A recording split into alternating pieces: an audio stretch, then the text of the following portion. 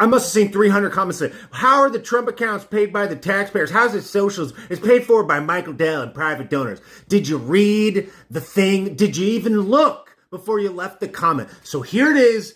I'll do it for you. The Council of Economic Advisors, August 2025, the presidential seal will receive a $1,000 deposit from the government. The official press release on whitehouse.gov. Trump accounts will be seeded with a one-time government contribution of $1,000. The Associated Press. After a parent opens an account, the U.S. Treasury will contribute $1,000. Oops, what's that next line? Private banks and brokerages will manage the money. Ooh. Also, the Associated Press gives $1,000 to every newborn, and it's invested in the stock market by private firms. Which firms are that? Whoops. PBS.org. Children born between these dates, $1,000 in seed money contributed by the federal government, aka you, the taxpayer. Money.com. A federal grant of $1,000. Here's another one directly from whitehouse.gov.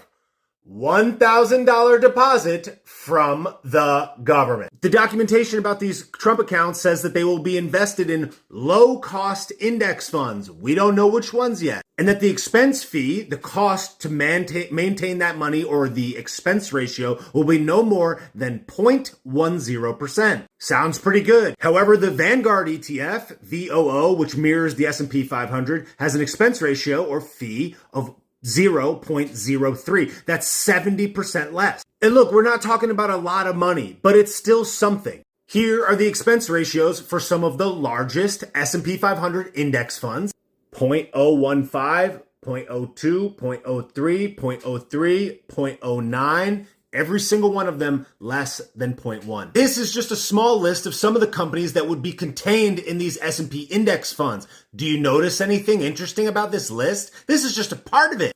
Goldman Sachs, BlackRock, what's that at the top? Faisal, Boeing. So if you want your free money, please. In order to get it, you're buying a share of BlackRock and Faisal and Boeing. And look, whatever, you could think that this doesn't matter. You could think that who cares? But that $1,000 deposited, $15 billion of it goes into all those companies. So if you wanted to have one of these accounts and put more money in to give to your child's future, you couldn't choose to opt out of Faisal or opt out of BlackRock or opt out of Goldman Sachs. You couldn't do that. Oh, and by the way, the money that they're investing, at least the $1,000, that's paid for by you. Cool though, or whatever.